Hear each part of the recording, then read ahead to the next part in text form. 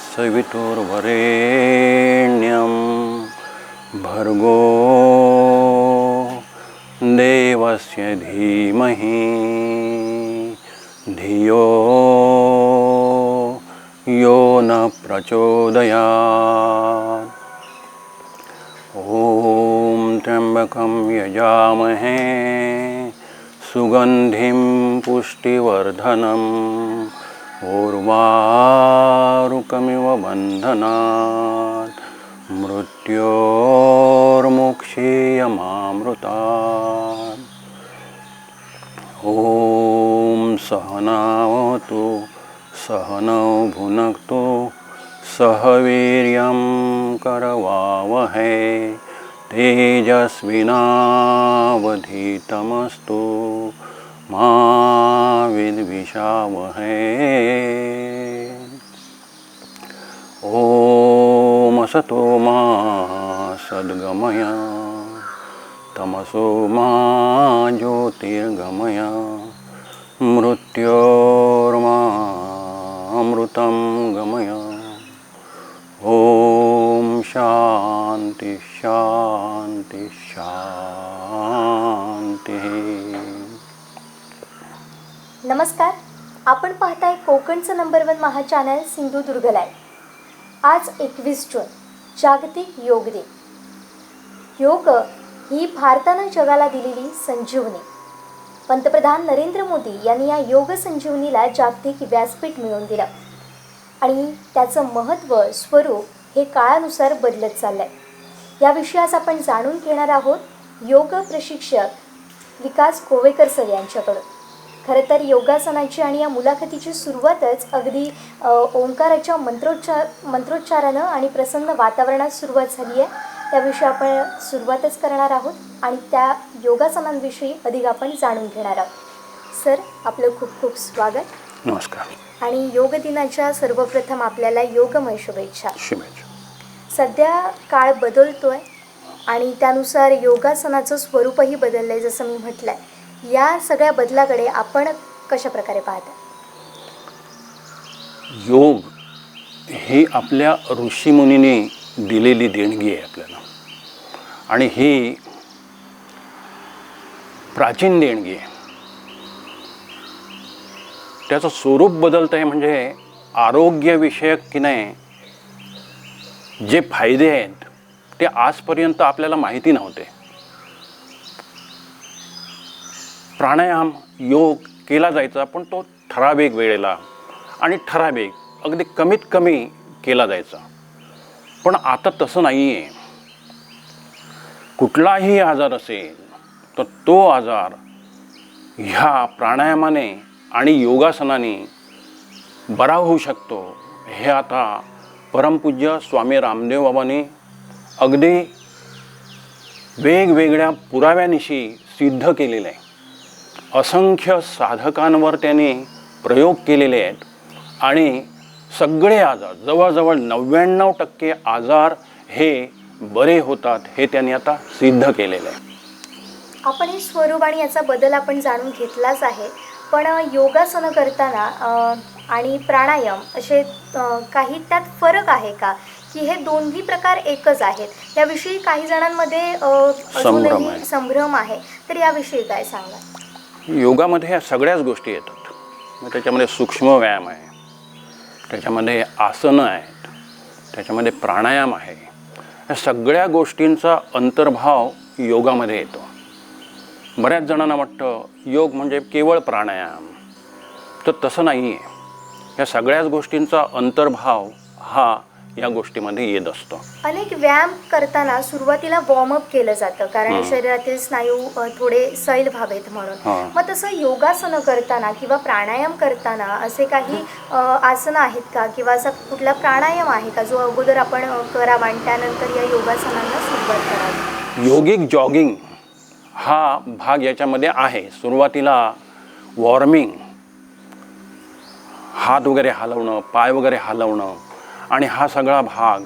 त्याच्यानंतर सूक्ष्म व्यायाम आहेत, हातापायांचे सूक्ष्म व्यायाम, हातांची बोटं ही या पद्धतीने वर खाली करायची, अंगठे दुमडायचे, अंगठे दुमडायचे आहेत, ते नंतर गोल गोल फिरवायचे आहेत, दुसऱ्या बाजूने गोल गोल फिरवायचे आहेत, वर खाली करायचे आहेत, साईडला करायचे आहेत. त्यानंतर हात या पद्धतीने फिरवायचे आहेत, उलट फिरवायचे आहेत. आणि असे हे सूक्ष्म व्यायामसुद्धा अगदी सुरुवातीला किंवा मध्ये मध्ये सुद्धा केले जातात. त्यामुळे संपूर्ण अंग सैल होतं आणि योग्य प्रकारे प्राणायाम आपला व्हायला लागतो. हे सूक्ष्म व्यायाम आपल्याला मध्ये मध्ये करावायचे आहेत.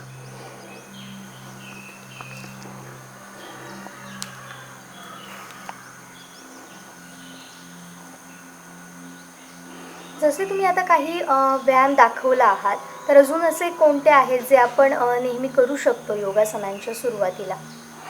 त्याच्यामध्ये आता हातांचे प्रकार मी दाखवले आहेत, तसेच आता काही पायांचे प्रकारसुद्धा आहेत. पाय असे सरळ सोडायचे आहेत, हात असे धरायचे आहेत आणि पावलं पुढे मागे पुढे मागे पुढे मागे. हे झाल्यानंतर मग बोटं वर खाली वर खाली वर खाली अशी करायची. त्यानंतर पावलं अशी गोल गोल फिरवायची, पूर्णपणे गोल गोल फिरवायची. एका बाजूने फिरवून झाली की नंतर मग दुसऱ्या बाजूने अशी गोल गोल फिरवायची. पायांमध्ये अंतर घ्यायचं, आत बाहेर असे पाय पूर्णपणे करायचे आहेत. पाय जवळ घ्यायचे आहेत आणि गुडघ्यातनं वर खाली करायचे आहेत. त्यानंतर एक एक पाय, डावा पाय वर घेतला आणि गुडघा वर असा श्वास घेत घेत वर, श्वास सोडत सोडत खाली. या पद्धतीने व्यायाम झाला की आपलं संपूर्ण शरीर रिलॅक्स होतं. दुसरा पाय त्याच पद्धतीने वर खाली वर खाली. आणि हे आपलं वय, आपलं आरोग्य लक्षात घेऊन साधकांनी करायचं आहे. जास्त ताण येईल अशा प्रकारचा भाग वयस्क साधकांनी, ज्येष्ठ नागरिकांनी करायचा नाही. तर असे हे सूक्ष्म व्यायाम आहेत. योगिक जॉगिंग आहे, सूक्ष्म व्यायाम आहेत. या सूक्ष्म व्यायामामुळे आपलं शरीर रिलॅक्स होतं आणि प्राणायाम किंवा पुढचा भाग करणं आपल्याला चांगल्या पद्धतीने जमतं.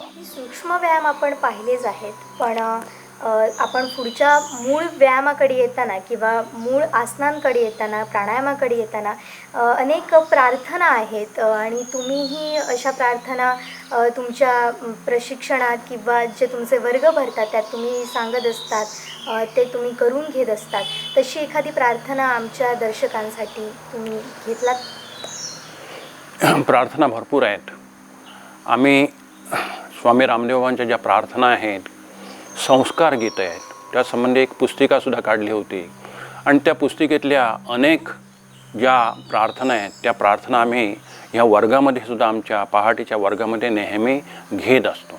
त्याच्यापैकी एक प्रार्थना, मुझ में ओम, तुझ में ओम, सब में ओम समाया, कर लो सब से प्यार जगत में, कोई नहीं पराया, कोई नहीं पराया. मुझ में ओम, तुझ में ओम, सब में ओम समाया. एक पिता बच्चे हैं हम, एक हमारी माता, दाना पानी देने वाला एक हमारा दाता, ना जाने किस मूर्ख ने है लड़ना हमें सिखाया, लड़ना हमें सिखाया। मुझ में ओम, तुझ में ओम, सब में ओम समाया। तर अशा ह्या प्रार्थना म्हणत असताना प्राणायाम केल्यानंतर चांगल्या पद्धतीने तो प्राणायाम होऊ शकतो. अतिशय प्रसन्न असं वातावरण झालं आहे या ठिकाणचं. आता आपण आपल्या प्राणायामांकडे येऊयात, त्याविषयी बोलूयात. सध्या कोरोनाचा कालावधी सुरू आहे आणि या कोरोनाच्या काळात रोगप्रतिकारक शक्ती वाढवणं अतिशय महत्त्वाचं झालं आहे आणि याचं महत्त्व आता अधिक अधोरेखित झालं आहे. म्हणजे सुरुवातीपेक्षा आता योगासनांकडे अनेक तरुणही वळत आहेत, ज्येष्ठ नागरिकही वळत आहेत. तर मग योगासनात अशी कोणती आपण प्राणायामं आहेत किंवा कोणती आसनं आहेत जी आपण करू शकतो आणि आपली रोगप्रतिकारक शक्ती वाढवू शकतो? बरोबर आहे. अतिशय सुंदर प्रश्न विचारला असतो. प्राणायामाचे 3 प्रकार साधारणपणे ह्या कोविडमध्ये अत्यंत महत्त्वाचे आहेत. आणि जर प्राणायाम अगदी सुरुवातीपासून आपण करत राहिलो तर आपल्याला कोरोना होऊच शकणार नाही. नियमितपणे प्राणायाम कसं आहे, काही जण करतात, मध्येच करतात, सोडून देतात, हे असं उपयोगी नाही आहे. दररोज नियमितपणे प्राणायामासाठी 1 तास, किमान 1 तास दररोज दिला पाहिजे. आणि जर प्राणायामाचे आता प्रकार खूप आहेत, भरपूर प्रकार आहेत. स्वामी रामदेव प्राणायामाचे प्रकार जवळजवळ 8 ते 10 दररोज घेतात. परंतु म्हणजे ठराविक त्यांचं ते पॅकेज आहे. आम्ही सुद्धा आमच्या वर्गामध्ये, पहाटेच्या वर्गामध्ये हे पॅकेज घेतो. पण आता कोविडमध्ये विचार करताना, ह्या कोरोनाच्या कालावधीमध्ये विचार करताना प्राणायामाचे 3 प्रकार खूप महत्त्वाचे आहेत. आणि हे 3 प्रकार मी आता या ठिकाणी तुला सांगतो. त्याच्यामध्ये पहिला प्रकार आहे तो म्हणजे भस्त्रिका प्राणायाम. भस्त्रिका म्हणजे लोहाराचा भाता असतो ना, तेच नाव आहे भस्त्रिका. श्वास पूर्णपणे घ्यायचा आणि पूर्णपणे सोडायचा. कोविडमध्ये काय होतं, जंतूंचा प्रादुर्भाव होतो तो पहिल्यांदा नाकावाटे, घशावाटे, फुफ्फुसांमध्ये होतो. आणि आपली फुफ्फुसं ही त्यामध्ये डॅमेज व्हायला लागतात. तर ती डॅमेज होऊ नये ह्याच्यासाठी फुफ्फुसांना व्यायाम हा अत्यंत महत्त्वाचा आहे. आणि तो व्यायाम होण्यासाठीच हे 3 प्रकार मी आता सांगणार आहे ते अत्यंत महत्त्वाचे आहेत. भस्त्रिका प्राणायाम पहिला प्रकार म्हणजे श्वास घ्यायचा. कसा घ्यायचा?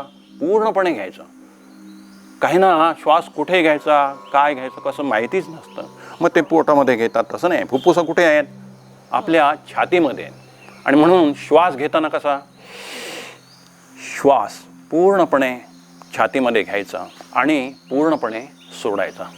आणि हे सगळं अगदी देवाचं नामस्मरण करत किंवा ओम ओम नामस्मरण करत, भक्ती संगीत, आपण ज्या वेळेला घरी प्राणायाम करतो त्यावेळेला भक्ती संगीत लावून वगैरे केलं तर त्याचा अत्यंत चांगला परिणाम आपल्यावर होतो. तेव्हा मी सांगतोय पहिल्यांदा प्राणायामाचा पहिला प्रकार तो म्हणजे भस्त्रिका प्राणायाम. पूर्ण श्वास घ्यायचा,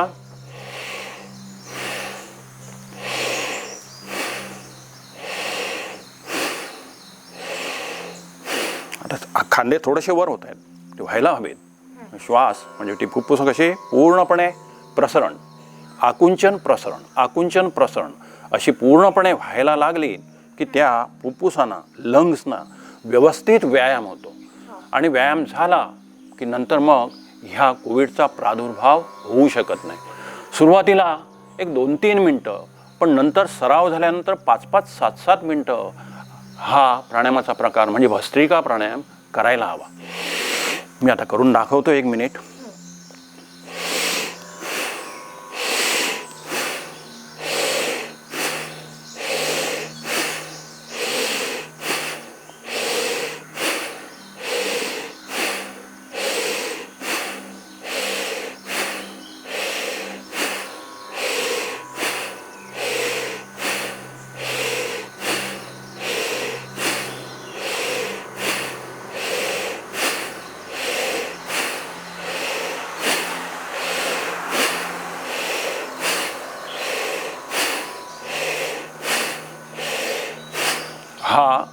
भस्त्रिका प्राणायामाचा प्रकार एक महत्त्वाचं तुला सांगायचं आहे ते लक्षात घे.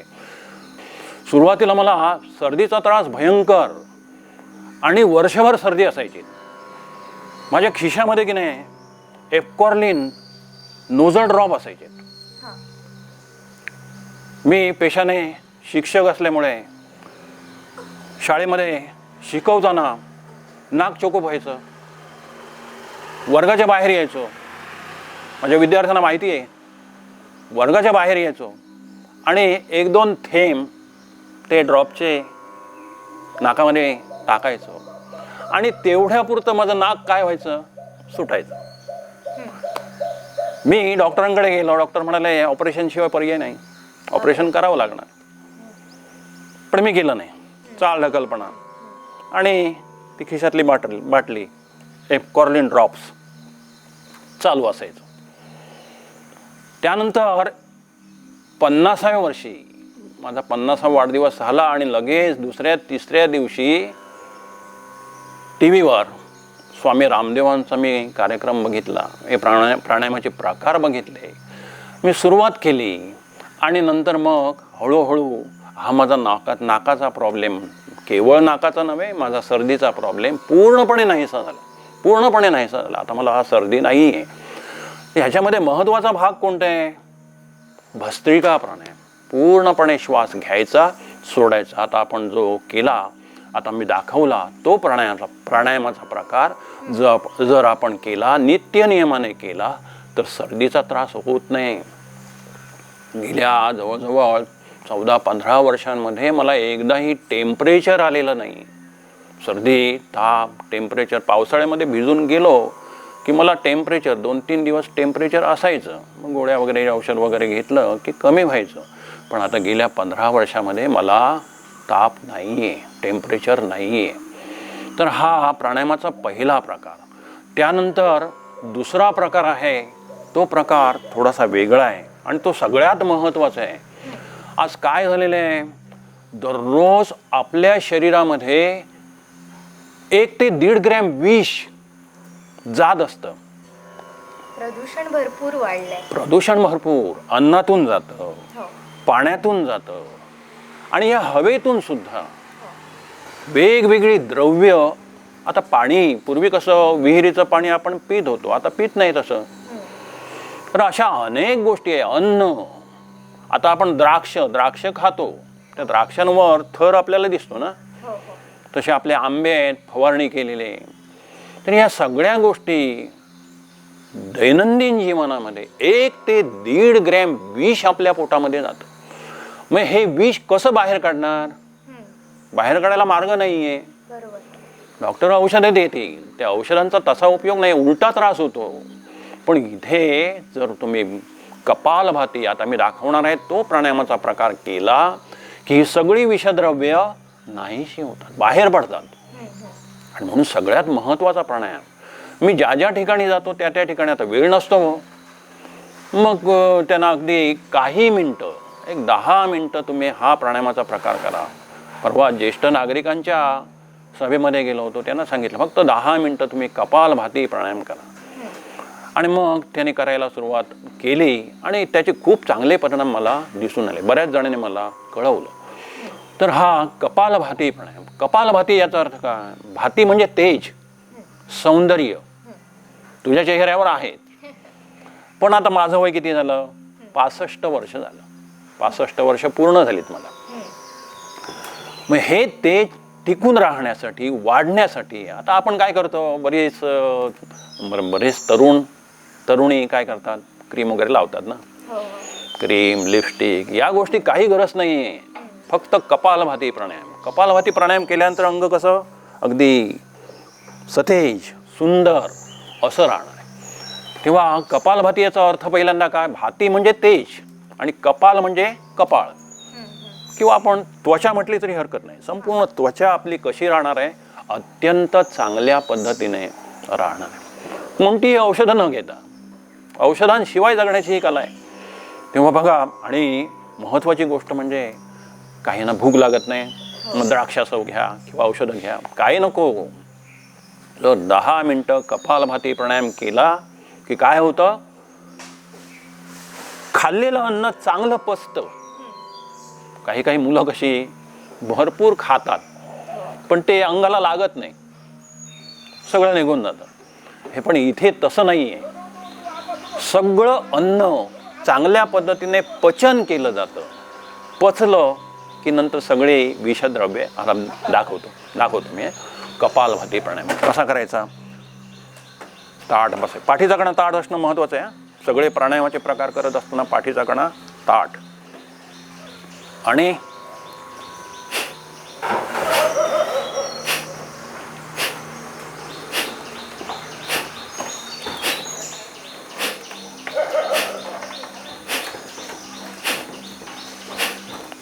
श्वास नाकाने एकदम बाहेर सोडतोय. 2 क्रिया महत्वाच्या आहेत. 2 कुठल्या? पोट आत जातं त्याच वेळेला श्वास बाहेर. बऱ्याच जणांच्या हे लक्षात येत नाही, उलट करतात. कपालभाती नाही. कपालभाती म्हणजे काय? श्वास बाहेर आणि कसा? नाकाने बाहेर गेला पाहिजे. एकाच वेळेला 2 क्रिया, पोट आत, श्वास बाहेर.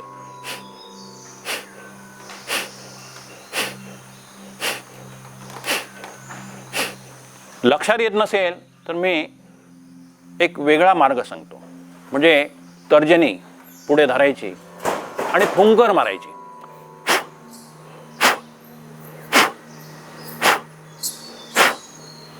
हे समजण्यासाठी आहे.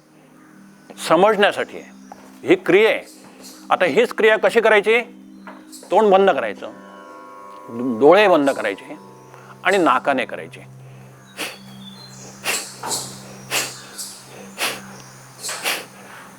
ज्येष्ठ नागरिक असतील सावकाश करतील, तरुण असतील तर ते जलद गतीने करतील. 3 पद्धतीने करता येतं. जलद गतीने, मध्यम गतीने आणि सावकाशपणे. तर हे कपालभाती प्राणायाम अत्यंत महत्त्वाचं आहे. आणि हे किती करायला पाहिजे? आता ह्या आपल्या योगासनांच्या ह्याच्यात योग दिनाला फक्त 30 वेळा 15 वेळा असं सांगतात, तसं नाही आहे. हे एका मिनिटाला 50 ते 60 वेळा, एका मिनिटाला 50 ते 60 वेळा व्हायला पाहिजे. कसं आहे, योग्य प्रमाणामध्ये झालं तर त्याचे फायदे मिळणार आहे, नाहीतर फायदे मिळणार नाही आहेत. ही अत्यंत महत्त्वाची गोष्ट आहे. भूक लागलेली आहे आणि चमचाभर भात दिला, जेव. भूक शमणार नाही आपली. योग्य प्रमाणामध्ये गेलं तर आपल्याला काय होणार आहे? त्याचा फायदा होणार आहे. तर तसंच कपालभाती प्राणायाम योग्य पद्धतीने झाला की त्या दिवसापासून फायदा सुरू होतो. त्या दिवसापासून 8 दिवस 15 दिवस महिना गेल्यानंतर फायदे होणार आहेत अशातला भाग नाही आहे. आता ज्यांना भूक लागत नाही त्यांनी प्राणायाम केला 10-15 मिनटं, ताबडतोब सडकून भूक लागणार आहे, मस्तपैकी जेवणार आहे. तर असा हा ताबडतोब हा प्राणायामाचा प्रकार अत्यंत महत्त्वाचा आहे. कोविडमध्ये सुद्धा 3 प्राणायामाचे प्रकार सांगितले, त्याच्यामध्ये भस्त्रिका, त्याच्यानंतर कपालभाती आणि तिसरा महत्त्वाचा प्राणायामाचा प्रकार आणखी एक आहे, तो म्हणजे अनुलोम विलोम प्राणायाम.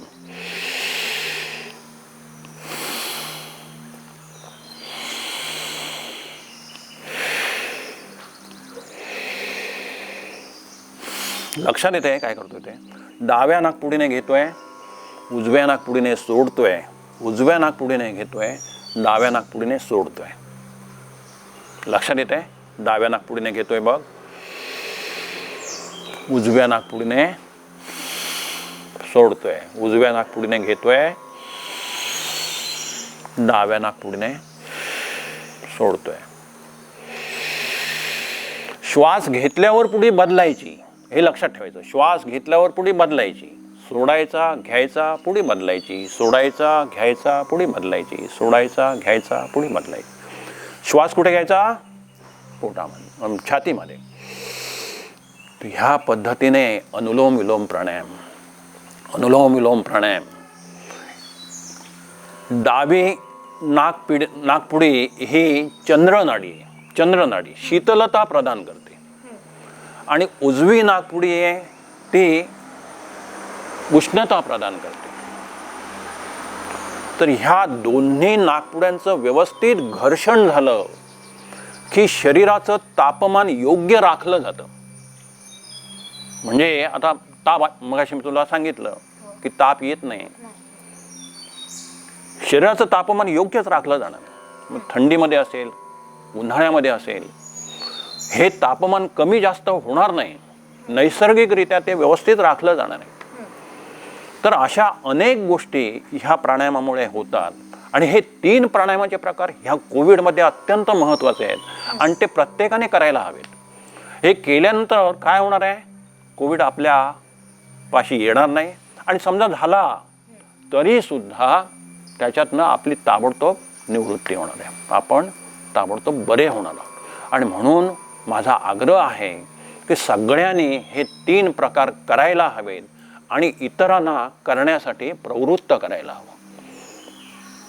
आता आपण पाहतोय म्हणजे या कोविडच्या काळातच रोगप्रतिकारक शक्ती वाढवणं किती महत्त्वाचं झालं. म्हणजे अगदी वृद्धच याचे बळी पडतात असे नाही, तर युवकही या कोरोनाचे बळी पडत आहेत. आणि अशा अनेक बातम्या आपण दिवसागणिक वाचतोय.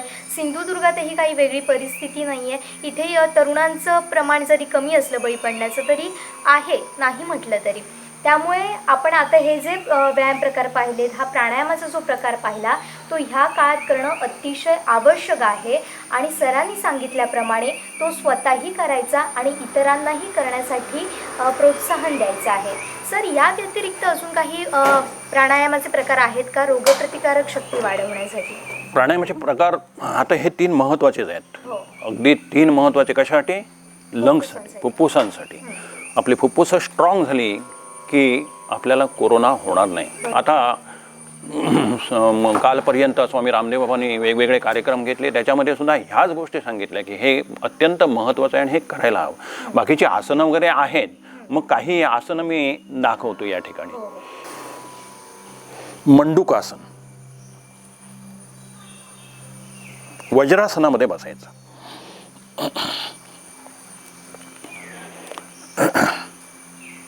अंगठे आत घ्यायचे आणि अंगठ्याची बाजू ही बेंबीवर, नाभीवर. श्वास घ्यायचा, श्वास सोडायचा, पोटावर दाब द्यायचा आणि वाकायचं, पूर्णपणे वाकायचं.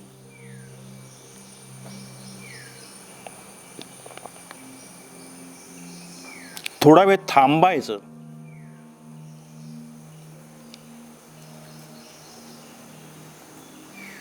श्वास घेत घेत वर यायचं. असं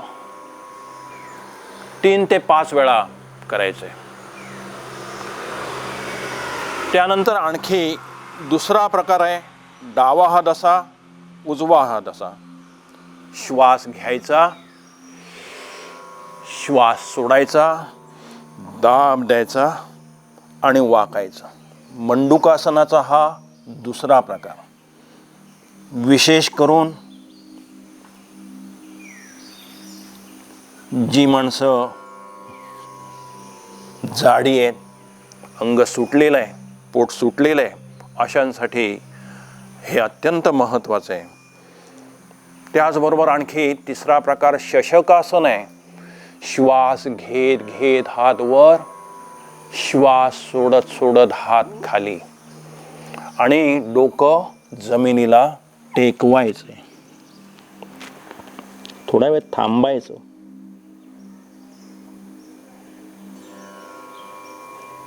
श्वास घेत घेत वर. हा दुसरा प्रकार 3 ते 5 वेळा करायचा. त्यानंतर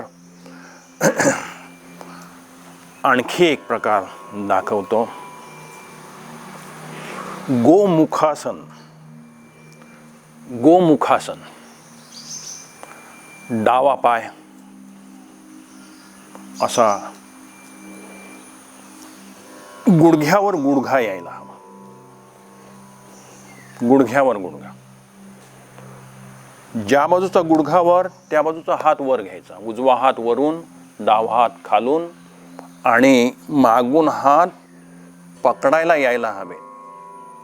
अगदी सुरुवातीला ज्यावेळेला हे प्रकार करतो त्यावेळेला आपले हात मागून जुळत नाहीत, पण हळूहळू सराव झाला की हे व्यवस्थित हात जुळतात. हा अत्यंत महत्त्वाचा प्रकार का सांगतोय मी? पाठीचा कणा ताठ राहतो. पाठीचा कणा ताठ राहतो. मी माझा एक अनुभव या ठिकाणी सांगतोय. दुसऱ्या बाजूने मला 50व्या वर्षापर्यंत पोग होतं, पाठीला पोग होतं. पण हे प्रकार करायला लागल्यानंतर परिणाम काय झाला? पाठीचं पोग गेलं. आज 65व्या वर्षी मला पाठीला पोग नाहीये. हा महत्त्वाचा प्राणायामाचा आपला आसनाचा प्रकार आहे, गोमुखासन. तर असे अनेक प्रकार आहेत ज्या प्रकारामुळे आपण करत असताना या सगळ्या गोष्टी होत असतात. आपल्याला अनेक फायदे याचे मिळत असतात. तर हे प्रकारसुद्धा आता ह्या कोरोनाच्या काळामध्ये अत्यंत महत्त्वाचे आहेत.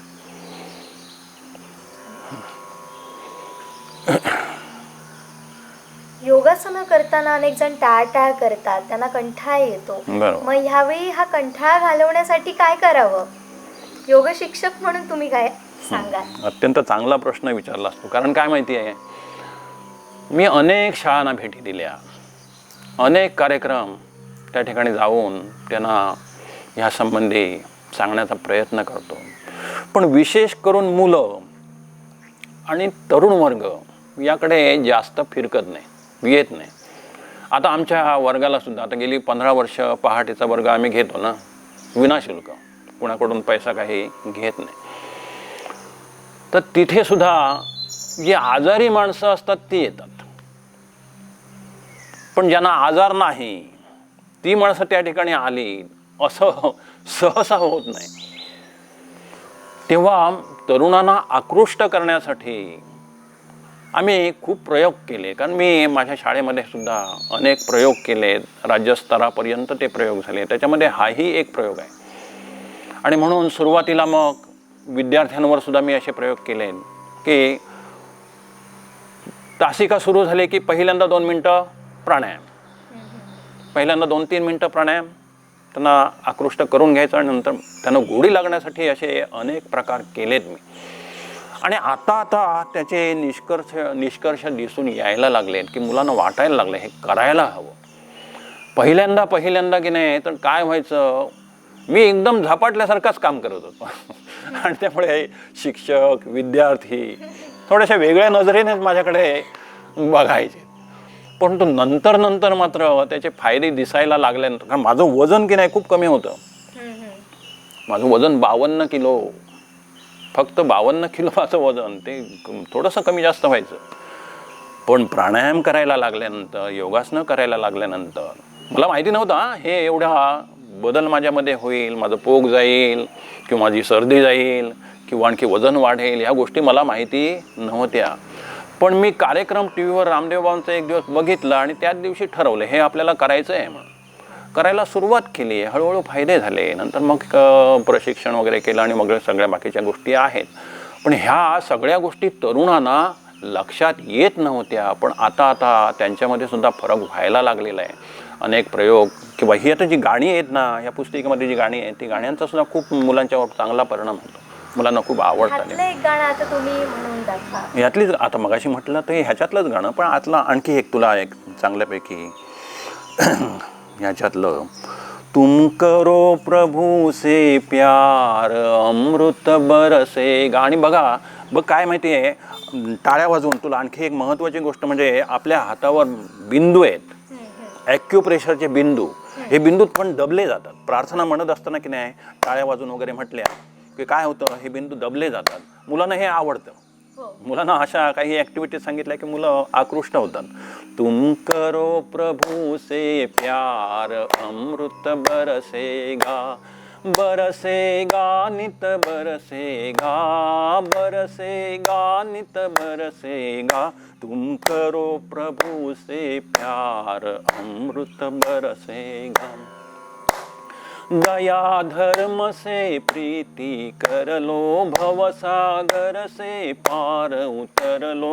दया धर्म से प्रीति कर लो भवसागर से पार उतर लो. तेरा हो जाए बेड़ा पार अमृत बरसेगा. तेरा हो जाए बेड़ा पार अमृत बरसेगा. बरसेगा नित बरसेगा बरसेगा नित बरसेगा तुम करो प्रभु से प्यार अमृत बरसेगा. तुम करो योग अभ्यास जीवन सुधरेगा. तुम करो योग अभ्यास जीवन सुधरेगा. आता तुम्ही ॲक्युपंक्चरचा उल्लेख केला तर त्याविषयी थोडी आमच्या दर्शकांना माहिती द्या. ॲक्युप्रेशर हा सुद्धा भाग त्याच्यामध्येच येतो. योगामध्ये ह्या सुद्धा सगळ्या गोष्टी अंतर्भूत होतात. तर ह्याच्यामध्ये अंगठा जो आहे ना, हा अंगठा संपूर्ण डोक्यासाठी मेंदूसाठी समजलं. आता खोकला वगैरे येतोय, मध्येच खोकला येतो, ठसका लागतो, इथे दाबलं की नाही की ताबडतोब बंद होतो. इथे 1 मिनिट दाबलं असं ह्या म्हणजे हे डोकं, डोक्याच्या खालचा हा गळा किंवा घसा, या बाजूने घसा आणि या बाजूने मागची बाजू. ही मागची बाजू म्हणजे ही. तर इथे दाबलं असं दाबलं की नाही की ताबडतोब बंद, खोकला बंद होतो, लागलेला ठसका लगेच बंद होतो. हे आहे मेंदूसाठी. म्हणजे इथे संपूर्ण जर दाबलं की नाही तर हे डोक्यासाठी वगैरे. सर्दीसाठी ही इथे या बाजूला इथे दाबल्यानंतर हे 2 या बाजूला आणि या बाजूला, हे सर्दीसाठी हे आहे. इथे हे डोळ्यासाठी आहे. आता मला चष्मा नाही आहे, चष्मा गेला माझा. हां, माझा चष्मा का गेला? काही गोष्टी डोळ्यासाठी सुद्धा कराव्या लागतात. म्हणजे इथे हे दाबलं की काय होतं, साधारण किती वेळा हा प्रेशर? 1-2-3 मिनटं, सकाळ 2-3 मिनटं, संध्या आणि उपाशी पोटी मात्र, जेवल्यावर नाही. आणखी काही गोष्टी आहेत डोळ्यांसाठी. डोळ्यांसाठी इथे बिंदू आहेत, ते ड्रॉप्स आहेत, दृष्टी आय ड्रॉप आहेत, ते घालायचे. त्याच्यानंतर नेत्रस्नान आहे, पाणी मारायचं वगैरे, अशा आणखी काही गोष्टी आहेत. मग ह्या गोष्टी केल्यानंतर आपलं काय होतं, चष्मासुद्धा जाऊ शकतो. तर ह्या सगळ्या गोष्टी. त्याच्यानंतर म्हणजे ही 3 बोटं झाली. हे ट्रेससाठी आहे, सगळ्या ट्रेससाठी. ताणतणाव आजच्या काळामध्ये मुलांना सुद्धा ताणतणाव येतो, परीक्षा अभ्यास. मग हे जर दाबल्यानंतर काय होतं, ताणतणाव सगळा निघून जातो. आता हे लघवीसाठी, लघवीच्या सगळ्या आजारांसाठी करंगळी आहे, समजलं. इकडे दीक्षित म्हणून वेधशाळेमध्ये होते, तर ते मला बोलवायचे अधूनमधून, जरा मुलांना मार्गदर्शन करायला या. मग एकदा त्यांनी मला सांगितलं की आमच्या 2 छोटी मुलं ती योगाभ्यास करणारी, त्यांचे ते वेद पठण करणारी. तर ते म्हणाले 2 मुलांना रात्री लघवीला अंथरुणामध्ये होतं, अगदी छोटी मुलं ना. तर म्हटलं हरकत नाही, मग इथे दाबा म्हटलं. इथे मी त्यांना दाबायला सांगितलं आणि कपालभाती प्राणायाम करायला सांगितलं. आणि जवळजवळ 3ऱ्या-4थ्या दिवशी पुन्हा त्यांचा फोन आला, हो सर तुम्ही सांगितलं, आता मुलं हे करत नाही. 3ऱ्या दिवशी होय, लगेच परिणाम. आणि दुसरी गोष्ट कशी, हे मात्र सातत्याने व्हायला हवं, सातत्याने व्हायला हवं, समजलं. हे सातत्याने झाल्यानंतर त्याचा फायदा तुम्हाला म्हणजे अविरत मिळणार आहे, निरंतर मिळणार आहे. नाहीतर कसं काही दिवस केलं, काही दिवस सोडून दिलं, असं करायचं नाही आहे. तर अशा अनेक गोष्टी ह्याच्यामध्ये होत असतात. इथे आणखी हातावर बिंदू आहेत, इथे बिंदू आहेत. महिलांसाठी इथे विशेष करू नये, आपल्या मासिक पाळीसाठी. हां, मग तिथे करंगळीच्या बाजूला इथे बिंदू आहेत. हे बिंदू जर दाबलेत की नाही तर ते दुखणार नाही, किंवा दुखत असेल तर ताबडतोब बंदसुद्धा होतील. इथे बिंदू ते बरोबर आपल्याला मिळायला हवे, तिथे शोधून काढायला हवेत, असे बिंदू आहेत. 40शी नंतर सगळ्यांनी हा एक बिंदू दाबला पाहिजे. इथे उजव्या हातालाच येतो, इथे हा बिंदू दाबला पाहिजे. थायरॉईडचा त्रास वगैरे असेल तर त्या या ठिकाणी आहेत. इथे बिंदू आहे, इथे असं आहे, या पद्धतीने असे दाबलेत तरी चालतील, असे दाबलेत तरी चालतील. समजलं? हे बिंदू थायरॉईडसाठी आहे, हार्टसाठी इथे, हृदयासाठी. डाव्या हातालाच तो आहे, डाव्या हातालाच या ठिकाणी असं दाबल्यानंतर.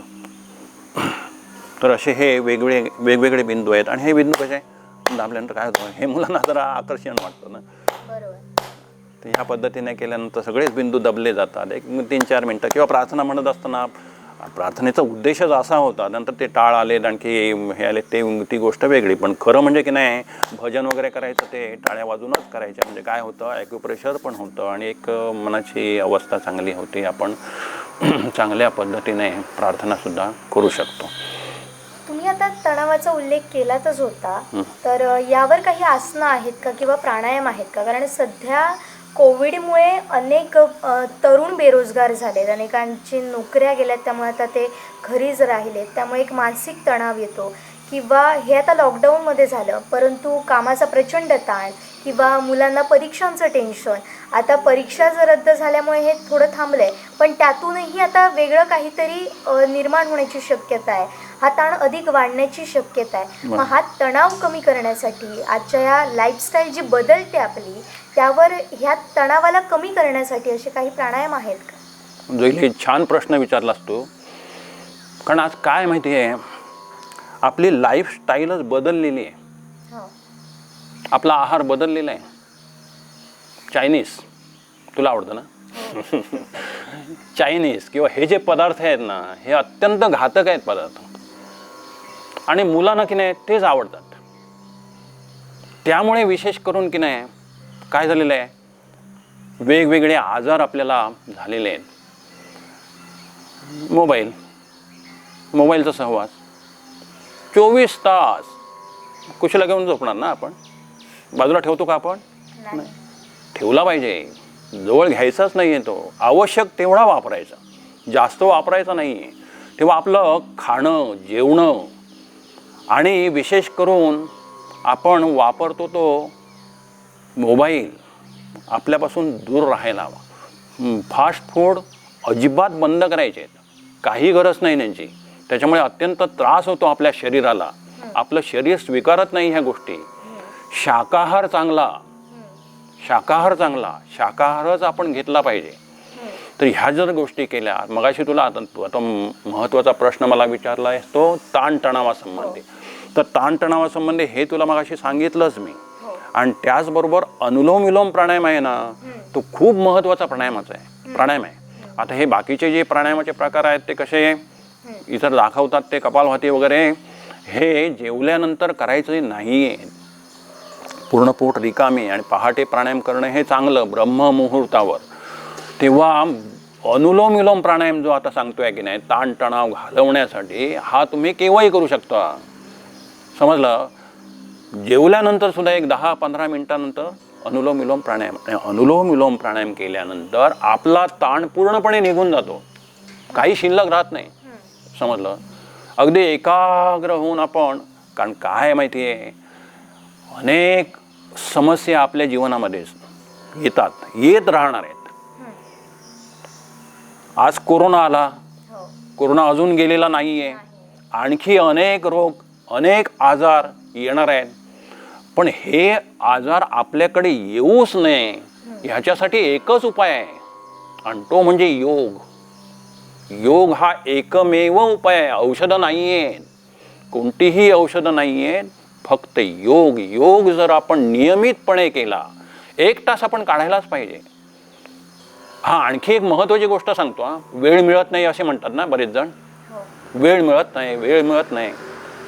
माझ्या बाबतीत तुला सांगतो, मला झोप भरपूर असायची पूर्वी, भरपूर झोप असायची. शनिवारी शाळेत जायचं म्हणजे जीवावर यायचं. पण प्राणायाम करायला लागल्यानंतर हळूहळू काय झालं, लवकर झोपायला लागलो, लवकर उठायला लागलो.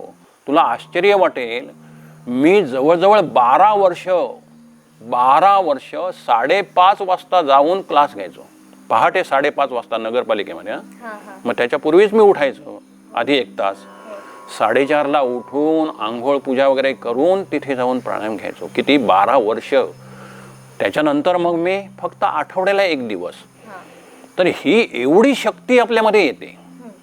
ताणतणाव सगळा निघून जातो. सगळा ताणतणाव निघून जातो. झोप आपल्याला जेवढी हवी तेवढी पुरेशी असते ना. भरपूर झोपणं चांगलं नाही आहे, भरपूर भूक चांगली नाही आहे, भरपूर विश्रांतीही चांगली नाही आहे. आवश्यक तेवढी विश्रांती हवी. आणि ह्या सगळ्या म्हणजे शरीराचं संतुलन राखण्यासाठी प्राणायाम योग हे महत्त्वाचं आहे. शरीराचं संतुलन आवश्यक तेवढं. आता माझं कसं उंचीच्या मानाने वजन खूप कमी होतं. आता माझं वजन जवळजवळ 63 64 आहे. अजूनही वाढलं तरी चालू शकतं मला. पण उंचीच्या मानाने हे जे वजन कमी होतं ते योग्य झालं. म्हणजे समतोल, शरीराचा तोल व्यवस्थित राखण्यासाठी योग आहे. आजार असतील ते आजार सगळे नाहीसे जाणार आणि तुम्ही सुदृढ, सशक्त आणि तुमचं संपूर्ण शरीर चांगलं होणार आहे. शरीर चांगलं होणार, मन चांगलं होणार, मनामध्ये चांगले विचार येणार आहेत, पॉझिटिव्ह. तुम्हाला असे सांगितलं ताणतणाव हा महत्त्वाचा प्रश्न आहे ना. सगळे ताणतणाव निघून जाणार आहे. जी परिस्थिती आहे ती परिस्थिती आपण बदलू शकत नाही. आपण बदललं पाहिजे. आणि आपण काय केलं पाहिजे? योग केला पाहिजे. सगळे ताणतणाव निघून जाणार आहेत. आणि जी परिस्थिती आहे त्या परिस्थितीला तोंड देण्याची कुवत, क्षमता ही आपल्यामध्ये येणार आहेत. आणि म्हणून प्रत्येकाने आज योग केलाच पाहिजे. प्रत्येकाने. तरुणांना जास्त वेळ नाही आहे, हरकत नाही, किमान 20 मिनटं. आणि ज्येष्ठ नागरिकाने किमान 1 तास योग केलाच पाहिजे. पहाटे योग केल्यानंतर आपलं शरीर सुदृढ राहणार आहे. सर, तुम्ही या सगळ्याचा उल्लेख केलाच आहे, पण त्याचबरोबर आता ऑफिसमध्ये लोक जास्त जातात आणि बराच वेळ एका खुर्चीवर बसून राहावं लागतं. मग अशावेळी कंबर दुखी असेल, पाठ दुखी असेल, मान दुखी असेल आणि डोळ्यांचे त्रास, तुम्ही मगाशी त्याचं सांगितलंच, ॲक्युप्रेशर तो पण आहेच, पण अशी कोणती आसनं आपण करू शकतो आणि अगदी बसल्या जागी आपण सहज अगदी करू शकतो? हां, याच्यामध्ये काय माहिती आहे, मानेचा, आता बरेच जण कॉम्प्युटरवर, संगणकावर काम करणारी माणसं आहेत. मानेचा त्यांना बराच त्रास असतो. मग त्याच्यासाठी काही प्रकार आहेत. ब्रह्ममुद्रा आहे, म्हणजे मान आपली पूर्णपणे खाली. पहिला प्रकार हा खाली वर करायची. 3-4 वेळा करता येईल आपल्याला. त्याच्यानंतर दुसरा प्रकार आहे तो म्हणजे डाव्या बाजूला पूर्ण, आणि हे डोळे झाकून किंवा उघडे ठेवून. आता चक्कर वगैरे येत असेल तर डोळे झाकून, नाही तर उघडे ठेवून सुद्धा करता येईल. डाव्या बाजूला, उजव्या बाजूला. हा दुसरा प्रकार झाला. 3-4 वेळा करायचं. प्रत्येक प्रकार हा 3-4 वेळा करायचा. तिसरा प्रकार आहे तो म्हणजे मान झुकवायची. डाव्या बाजूला झुकवायची, उजव्या बाजूला झुकवायची. हा तिसरा प्रकार. आणि चौथा प्रकार आहे तो म्हणजे गोल गोल, पूर्णपणे गोल गोल अशी मान फिरवायची.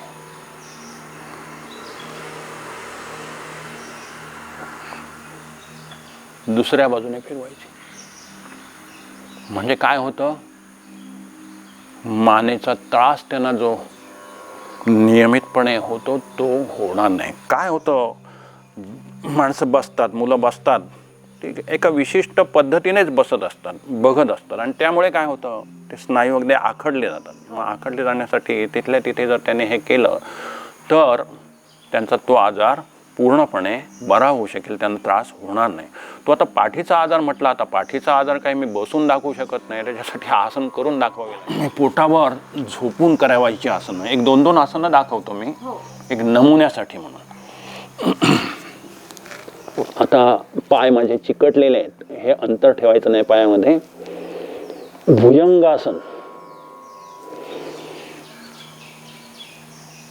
पायाची एक टाच सीटला लावायची. पायाची एक टाच सीटला. हा पहिला प्रकार झाला. हा 1-2 मिनिटं करायचा. त्यानंतर श्वास घेत घेत वर,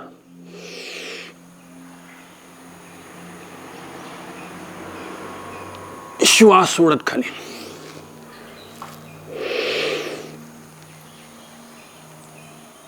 थोडा वेळ थांबायचं वर नेल्यानंतर. असं एक 3-4 वेळा 5 वेळा हळूहळू वाढवायचं प्रमाण. त्यानंतर दुसरा प्रकार आहे, श्वास घेत घेत हात डोक्याबरोबर हातही वर घ्यायचे, थांबायचं थोडा वेळ.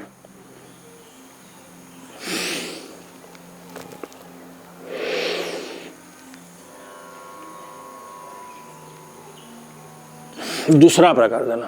तिसरा प्रकार आहे, डावा हात असा उजवा हात म्हणजे हातावर हात ठेवला, त्यानंतर श्वास घेत घेत डोकं वर उचललं, पाय चिकटलेले आहेत हे लक्षात ठेवायचं, पायामध्ये अंतर नाही आहे.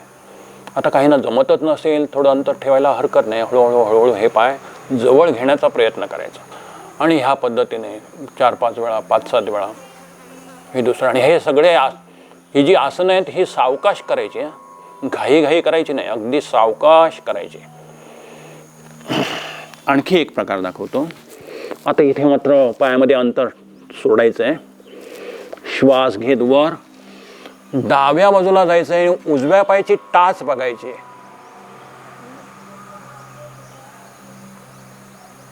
पुढे त्यानंतर दुसऱ्या बाजूची टाच बघायची, पूर्णपणे वळायचंय. हा प्रकार 3-4 वेळा करायचा. ही पोटावरची आसनं झाली.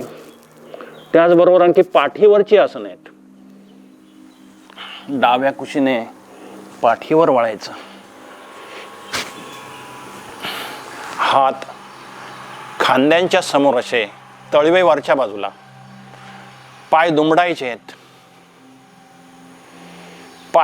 आहेत, गुडघे एकमेकांना चिकटलेले. मर्कटासन आहेत, हे मर्कटासनाचे प्रकार आहेत. मर्कटासन, डाव्या बाजूला गुडघे, गुडघ्यावर गुडघा, उजव्या बाजूला मान पूर्णपणे वळवायची.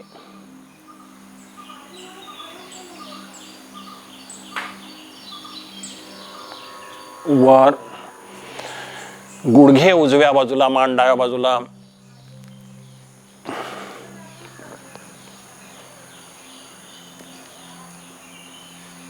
घ्यावर. तर ह्या पद्धतीने हा प्रकार सावकाश करायचा, घाई करायची नाही. हा पहिला प्रकार झाल्यानंतर मग दुसरा प्रकार, पायांमध्ये अंतर घेतलं.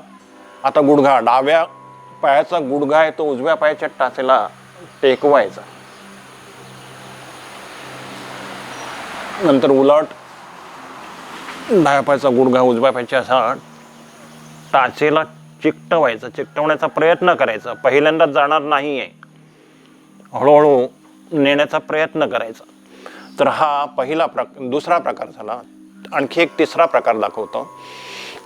डावा पाय उचलायचा असा आणि उजव्या हाताजवळ न्यायचा, अंगठा पकडायचा, डाव्या बाजूला मान पूर्ण वळवायची.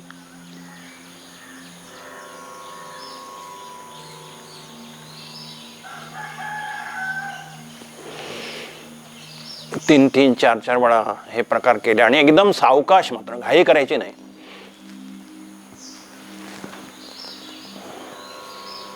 पाठीच्या कण्याला खूप आराम मिळतो आणि पाठीचं दुखणं हे हळूहळू कमी होतं म्हणण्यापेक्षा ज्या दिवशी आपण हे प्रकार करायला लागतो त्या दिवसापासून आपला हा आजार कमी व्हायला लागतो. उठताना डाव्या कुशीनेच उठायचं. शेवटचा प्रकार आणखी एक प्राणायाम केल्यानंतर करायचा असतो तो म्हणजे शवासन. शवासनामध्ये पूर्ण शरीर शिथिल करायचं असतं. पायांपासून मस्तकापर्यंत संपूर्ण शरीर एकदम शिथिल, सैल आणि तणाव मुक्त करायचं असतं. संपूर्ण शरीर शिथिल शिथिल शिथिल. एक अवयव डाव्या बाजूने म्हणजे डावा पाय पूर्ण शिथिल करायचा, नंतर उजवा पाय शिथिल करायचा, कंबर, सूचना द्यायची शरीराला. शिथिल होत चाललेली आहे, कंबर शिथिल होत चाललेली आहे, पोटाचे स्नायू शिथिल शिथिल झालेले आहेत, शिथिल झालेले आहेत, शिथिल. एक एक अवयव करत करत मस्तकापर्यंत जायचं आणि संपूर्ण शरीर एकदम शिथिल. श्वासाकडे लक्ष केंद्रित करायचं, सगळं लक्ष श्वासाकडे केंद्रित करायचं आणि निपचित शांत पडून राहायचं. निर्विचार निर्विकार निपचित पडून राहायचं. त्यानंतर पुन्हा सूचना द्यायच्या शरीराला. शरीरामध्ये नवीन चैतन्य आलेलं आहे, नवीन शक्ती आलेली आहे, नवीन जोम, नवीन ताकद, नवीन उत्साह आलेला आहे. परमेश्वराची दिव्य शक्ती आपल्याला प्राप्त झालेली आहे. तर अशा प्रकारच्या सूचना द्यायच्या आणि नंतर मग हातापायांची बोटं हलवायची, हात वर उचलायचे, जोराने घर्षण करायचे, ऊर्जा डोळ्यांच्या पापण्यांना लावायची आणि डोळे सावकाशपणे उघडायचेत आणि डाव्या कुशीवर वळायचं आणि बसायचं. तर ह्या पद्धतीने हे प्राणायामाचे प्रकार, आसनं केली की आपलं आरोग्य चांगलं राखलं जातं. आणि म्हणून नियमितपणे ह्या सगळ्या गोष्टींचा अभ्यास आपण करायला हवा. म्हणजे कोरोनाच काय तर कुठलेही आजार आपल्यापासून दूर राहतील, आपल्याला त्रास होणार नाही. अतिशय सहज समजतील असं आपण हे सगळं दाखवलं आहे. याबरोबर आपण अजून एखादं गाणं घेऊया का, प्रार्थना घेऊया का? चालेल. तुला प्रार्थना आवडतात की काय? म्हणजे वातावरण निर्मिती होते आणि प्रसन्न अगदी वाटतंय, त्यामुळे कंटाळाही येणार नाही, म्हणून एखादं गाणं. चालेल चालेल. गाणी अशी भरपूर आहेत गाणी. त्याच्यामध्ये जीवन की घडिया वृथा न खो, ओम जपो मन ओम जपो, ओम जपो मन ओम जपो. जीवन की घडिया वृथा न खो, ओम जपो मन ओम जपो, ओम जपो मन ओम जपो. साथी बना ले योग को, मन में बसा ले ओम को. साथी बना ले योग को, मन में बसा ले ओम को. अंत में क्यों भाग्य को रोम जपो मन ओम जपो, ओम जपो मन ओम जपो. जीवन की घड़िया वृथा न खो, ओम जपो मन ओम जपो, ओम जपो मन ओम जपो. वा सुंदर. तुम्ही योगगुरू रामदेव बाबांना आपले गुरु मानता योगामधले, आणि अगदी त्यांना तुम्ही फॉलो करत असता. तर याचबरोबर तुम्ही अगदी हरिद्वारमध्ये रामदेव बाबांच्या पतंजली योगपीठामध्ये देखील राहून आला आहात. तिथलं राहणीमान नेमकं कसं असतं आणि तिथली सुरुवात कशी होते? म्हणजे आपण पाहतोय सकाळपासून त्यांच्या योगाला सुरुवात होते, मग तिथलं नेमकं वातावरण कसं असतं? आपले अनुभव काय होते तिकडचे? बरोबर आहे. इथे काय माहिती आहे, मला योगासंबंधी अजिबात काही माहिती नव्हतं. योग म्हणजे काय, प्राणायाम म्हणजे काय, काहीही माहिती नव्हतं. पण मी 2005 मध्ये स्वामी रामदेव बाबांचा कार्यक्रम टी व्हीवर बघितला. त्यावेळेला रामदेव बाबा कोण काय मला काहीही माहिती नव्हतं. कार्यक्रम बघितला, हे साधू पुरुष, देशप्रेम त्यांचं आणि सगळी ही गाणी आणि सगळं हे भारलेलं व्यक्तिमत्व बघून की नाही माझ्यावर इतका परिणाम झाला की ठरवलं हे उद्यापासून आपल्याला करायचं आहे. कोणीही सांगितलं नव्हतं, कोणीही मला भेटले नव्हते. ठरवलं हे आपल्याला उद्यापासून करायचं आहे. आणि मग 2005च्या डिसेंबरपासून आम्ही ह्या गोष्टी करायला लागलो. त्यानंतर फेब्रुवारी 2006 मध्ये स्वामी रामदेव बाबा ह्याला आले होते, तुझे बाबा पण आले होते पणजीला आले होते कंपाल ग्राउंडवर. मग तिथे 5 दिवसांचं प्रशिक्षण आम्ही केलं. खूप अगदी भारावून टाकल्यासारखं ते वातावरण होतं. खूप म्हणजे संपूच नाही असं वाटायचं. त्यांचे ते 2.5 तास की नाही संपूच नाही, चालूच राहावं. कसं असतं शाळेमध्ये शिक्षकांचे तास वगैरे असतात, अर्धा तास आल्यानंतर बदलतात, कंटाळतात मुलं. म्हणून इथे 2.5 तास राहिल्यानंतर सुद्धा कंटाळा नाही तर हे संपूच नाही असं वाटायचं. खूप शक्ती. आणि तो सांगायला मला आवडेल बघ, मी काय करायचो, आम्ही इथून ST ने जायचो. 2 वाजता इथून आम्ही चौघे, मी माझी मुलं बायको, इथून ST ने जायचो. तर 2 वाजता जाऊन 5 वाजता तो कार्यक्रम अटेंड करून 8 वाजता पुन्हा तिथून निघून इथे यायचो. आणि शाळेमध्ये माझी मुलगी अस्मिता 6वीला होती, एकही दिवस तिने शाळा चुकवली नाही. म्हणजे दुसरी मुलगी 10वीला होती, तिने पण शाळा चुकवली नाही. आणि मी पण नाही. येऊन शाळेमध्ये, आणि शाळेमध्ये सुद्धा झोप नाही, काय नाही. म्हणजे एवढं जागरण होऊन सुद्धा ताजं तवानं, खूप फ्रेश. तर एवढं हे वातावरण. त्याच्यानंतर मग प्रशिक्षण वगैरे करून आम्ही नंतर मग आलो हरिद्वारला. तर अगदी सुंदर वातावरण. आम्ही 46 लोक, मी आणि माझ्याबरोबर त्या ठिकाणी गेलो होतो.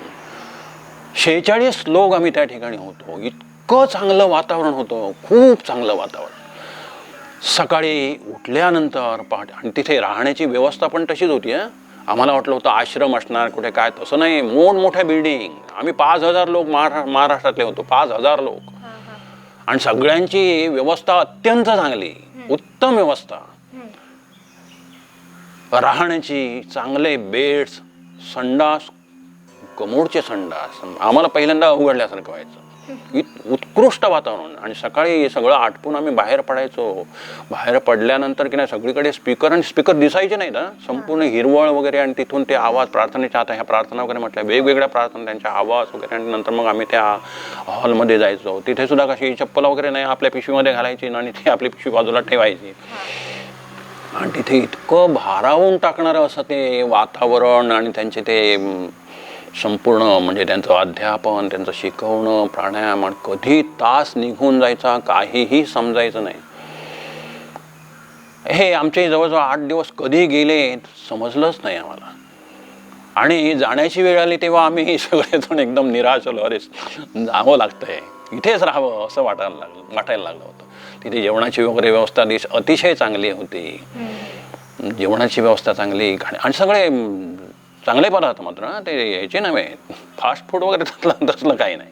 अत्यंत चांगलं असं जेवण, सकस जेवण. पण पहाटे आणखी ते काढ्या वगैरे असायचे. चहासाठी दिव्य पेय, मी पितो माहिती आहे तुला, दिव्य पेय, ते पेय. आणि हे सगळं वातावरण. आणि हे आमच्या ह्याच्यामध्ये 5 दिवसामध्ये खूप परिवर्तन झालं, खूप बरं वाटलं. आणि ते दिवस म्हणजे अविस्मरणीय ठरलेले आहेत आमच्या जीवनामध्ये की नाही. 5 दिवस म्हणजे 5-7 दिवस ते अतिशय अविस्मरणीय असे ठरलेले आहेत. तर त्याचा ठसा आमच्या जीवनावर आणि आमच्या आचरणावर हा कायमस्वरूपी आहे. आणि म्हणून कुठे मी गेलो, मी गाडीमध्ये असू दे, रेल्वेमध्ये असू दे, कुठे आणखी परक्या ठिकाणी असू दे, तिथे पहाटे उठल्यानंतर प्राणायाम माझा सुटत नाही. पहाटे जवळजवळ 2 तास माझं हे प्राणायामाचं सत्र चालू असतं, नियमितपणे प्राणायाम. त्यामुळे मला आता त्रास तसा काही नाही आहे, शारीरिक मानसिक कोणत्याही प्रकारचा त्रास नाही. अत्यंत चांगलं असं जीवन मी जगू शकतो. नक्कीच सर, फार सुंदर होता तुमचा हा अनुभव, भारावून टाकणारा जसा होता. अजून एक महत्त्वाचा प्रश्न होता, तो म्हणजे योग म्हटलं की एक निरोगी आरोग्यासाठी करा किंवा रोगप्रतिकारक शक्ती वाढवण्यासाठी करा. पण त्याचबरोबर योगातून तुम्ही जर प्रशिक्षण घेतलं योगाचं आणि तुम्ही प्रशिक्षक म्हणून कामगिरी सुरू केली, तर तुम्हाला यात करिअरही करू शकतात आणि त्याची संधीही करिअरच्या संधीही तुमच्या समोर उपलब्ध आहेत.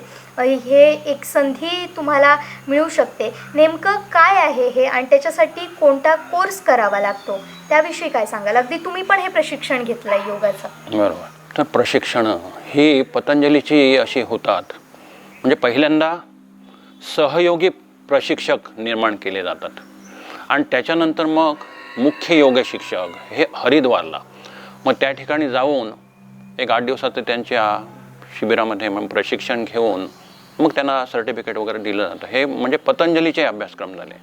पण आता गव्हर्नमेंटने सुद्धा वेगवेगळ्या प्रकारची प्रशिक्षणं सुरू केलेली आहेत आणि त्या प्रशिक्षणामध्ये प्रशिक्षक असे तयार केले जातात आणि ते आपापले म्हणजे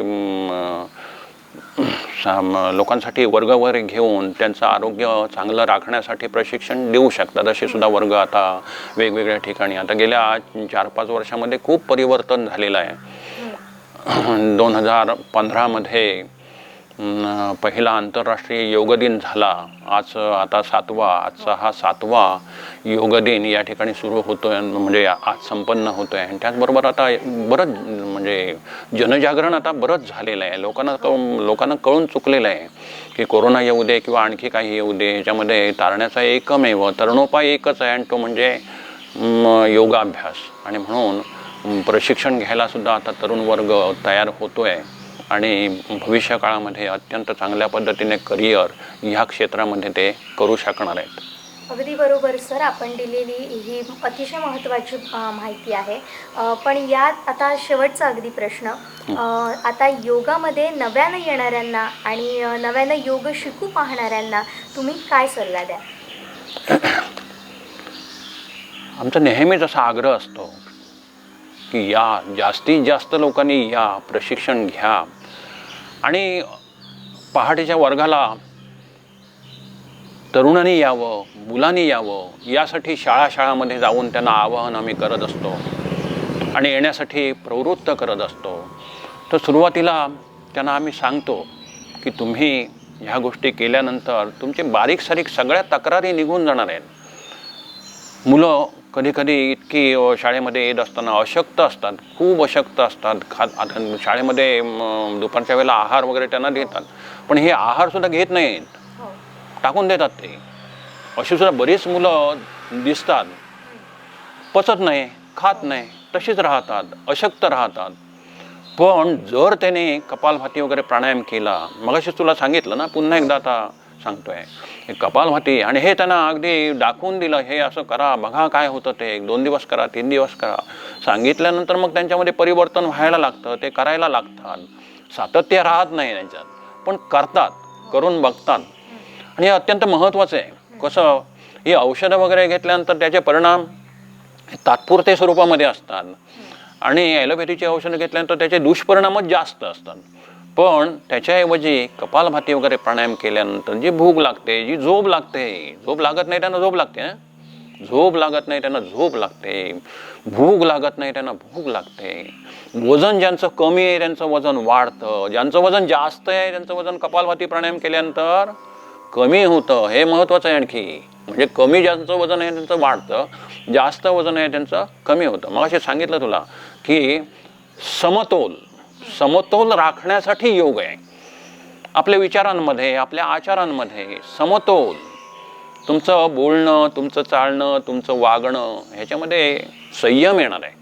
नको त्या गोष्टी तुम्ही आपोआप सोडून देणार आहात. आणि म्हणून ह्या तरुणांना मी आवर्जून सांगतो की तुम्ही ह्या गोष्टी करून बघा. 1-2 दिवस, 4 दिवस करून बघा. आवडलं तर मग त्याच्यामध्ये आणखी सुधारणा करा, वाढवा. हळूहळू या गोष्टी होत आहेत आणि मुलं येत आहेत. धन्यवाद सर, आपण अगदी योगासनांचं महत्त्व अगदी सोप्या भाषेत समजावून सांगितलं आणि त्याचबरोबर अगदी सहजरित्या अगदी सहज समजतील अशा प्रकारे आपण ही योगासनं सगळी करून दाखवली. त्याबद्दल आपले मनपूर्वक आभार.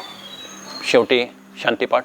हो हो नक्की नक्की. शांतीपाठ घेऊया आणि कार्यक्रमाला विराम देऊया. ओम द्यो शांतरंतरिक्षं शांती पृथ्वी शांतिराप शांति औषधय शांति वनस्पतय शांतिर्विश्वे देवाः शांतिर्ब्रह्म शांति सर्वं शांति शांतिरेव शांति सामा शांतिरेधि. ओम शांति शांति शांति. ओम.